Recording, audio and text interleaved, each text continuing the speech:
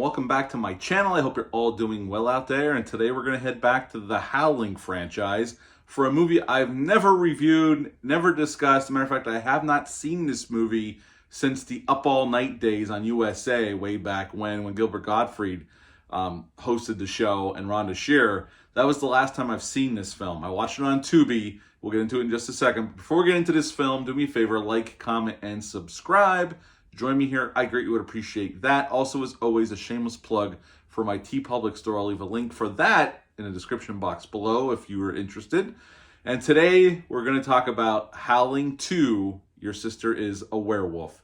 This is streaming on Tubi. Matter of fact, most of the Howling franchise is streaming on Tubi right now. So if you're interested to watch any of these, you can watch them for free on Tubi. Tubi is an awesome resource for horror fans. So if you're not familiar with Tubi, it's a free app, and they have a ton of horror films on there. So yeah, check that out if you've never heard of it. It's definitely worth your while. And to direct this film, Joe Dante did not come back. After this, the first film was successful, but Avco Embassy was having financial troubles. So the producers of that film did not make a whole lot of money. Avco Embassy went out of business not too long after that film.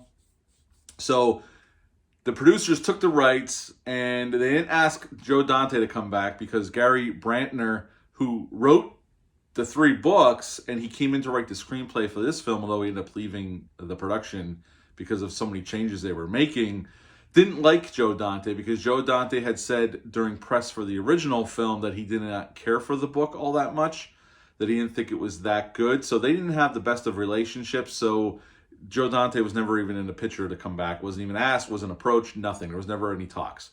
So they brought in Felipe Mora to direct this film. Now, he would also direct the 3rd film, which we're also going to talk about coming up soon because I watched both of these back to back. And I'm familiar with the 3rd film. I'd seen that fairly recently, within the last 10 years, and I do own that on DVD.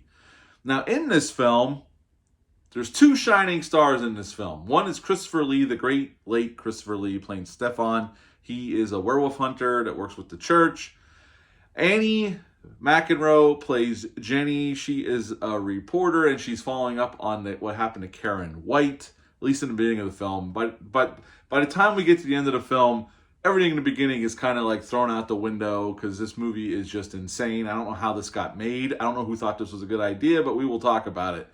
Rob Brown plays Ben. He is actually Karen White's brother, we find out, that we never knew about, and he's from Montana. He's a police officer in Montana. And Sybil Danning plays Streba. She is this werewolf goddess who returns to Earth to wreak havoc.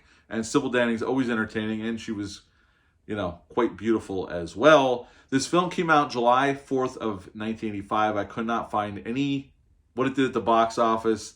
It's an hour and 31 minutes long. It's rated R, and it had a budget of $2 million. So right in the beginning of the film, Jenny and Ben's trying to figure out what happened to his sister, what really happened. Jenny's trying to get a story out of it. So they meet Stefan, and he tells them what happens, but they're having a hard time believing it. So anyway, just get through this, this crazy, stupid plot. Pretty much, there's this cult of werewolves trying to bring back Streba, and they're successful. They have to go over into Europe to fight these werewolves and defeat Streba, and they're successful somewhat, and that is the Howling 2, Your Sister is a Werewolf. So, what to like about this film? Well, Christopher Lee is trying his damnedest here. He's being professional, although I heard, from what I read online, the director says that Christopher Lee did almost everything he could off camera to get fired and let go from this picture. He was kind of embarrassed by it, considering how he saw how it was going. And the only reason Christopher Lee even did this film, as he was quoted as saying, I never did a werewolf film, so he took this one on, hoping it was going to be a good movie. I think Sybil Danning is good in her role. She looks hot, as you'd expect, because Sybil Danning was a very beautiful woman back then. And so she is the other standout. The other actors in this movie, like Annie McEnroe was in other films. She was in Beetlejuice. She was in other films, and she's good there in her roles. Here, she's terrible. And Reb Brown, who plays Ben, is terrible as well. And they're kind of like the co-leads. They sink every frame they're in. Every line of dialogue that comes out of their mouth sounds like I'm trying to act, because I'm no actor. I mean, I might do stupid skits, but I'm no actor. I mean, the acting is terrible. Pretty much universally. I mean, there's a few other actors that are background characters that aren't bad, but the acting in this movie is terrible. I don't think I have any other good besides Christopher Lee and Sybil Danning, honestly. There's a few cool scenes, but overall, this movie is a hot mess. Like, I do not know how this got greenlit. I don't know who thought this was a good idea. Supposedly, the original screenplay, which Gary Brantner had written, was very similar to the book. I had read all 3 Howling books that he wrote, and I like all 3 books. Honestly, I do. I own them, all 3 of them. This one has nothing to do with the book. It has nothing. The script kept changing, so Gary Brantner left, and there was a lot of bad ideas here. Plus the special effects. They had $1 million more than Joe Dante had, and the effects are awful in this film. The directing's bad, and the editing is crap. There's a few okay shots that are kind of cool, but overall, this is a huge raging dumpster fire. Now, to explain why the effects look like crap is when they got over into Europe and the werewolf suits arrived, right on the crates that they thought was the werewolf suits, it says 20th Century Fox, Planet of the Apes. So if you watch this film and you're thinking to yourself, you know what, these werewolves look a lot like the old Planet of the Apes movies, the apes from the old Planet of the Apes films. That's because that's what they were wearing, and they kind of tried to dress them up a little bit to make them kind of look like werewolves. They weren't very successful, and they look like garbage here. The way they're shot, the way they're lit, they look terrible. To make any transformation effects you do see, which you only see like quick inserts, they look terrible. I mean, this is a joke compared to the first film, honestly. The directing by Felipe Mora is just, I don't know. I heard the film got messed with after he left. It was re-edited. The editing is terrible. It's just, the pacing is way all over the place, and scenes don't make sense. This isn't even one of those films. I was hoping it was a so bad it's good film.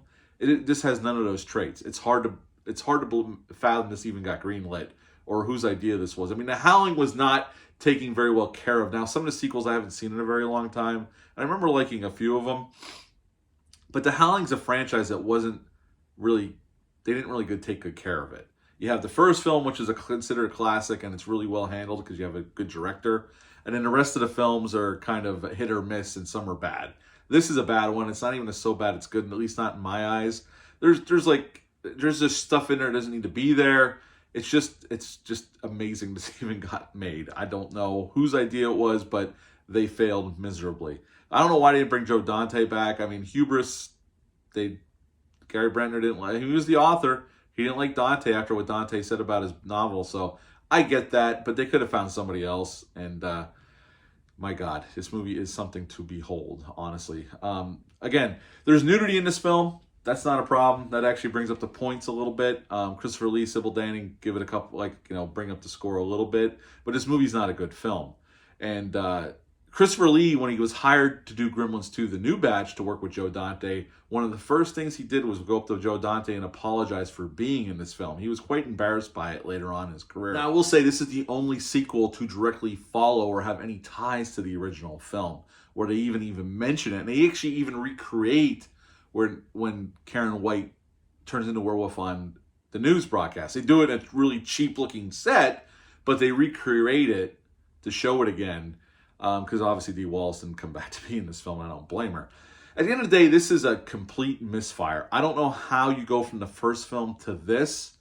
To me, it looks like producers didn't know what they were doing. People that should never had their hands on this probably shouldn't have had say over what happened with this film. No creativity went into this one. I hate to say it, but it's... And then nobody goes into a film to make a complete shit show, but this is a complete shit show. This is just a bad film, and I hadn't seen it so long. I remember Sybil Danning, I remember Christopher Lee. A lot of the other stuff I did not remember. And yeah, it's not good.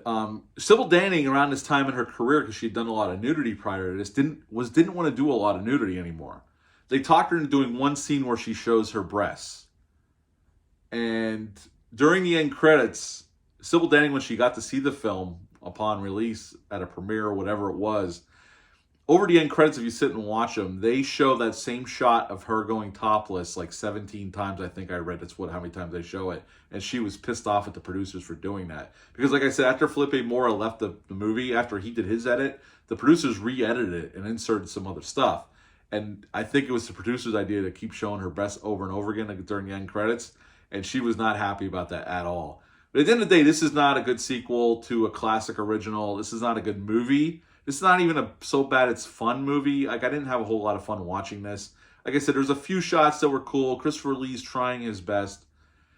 Sybil Danning's giving it her all, but overall, this is just a shit show of a movie. And at the end of the day, I would give Howling 2, Your Sister is a Werewolf, a 2.5 out of 10. 2.5 out of 10 for Howling 2. What are your thoughts on this one? Have you ever seen this sequel? Leave a comment down below. Let me know. That's it for this one. I'll be back with a review for Howling 3 to Marsupials, which has nothing to do with this film, but directed by the same gentleman. But until then, bye.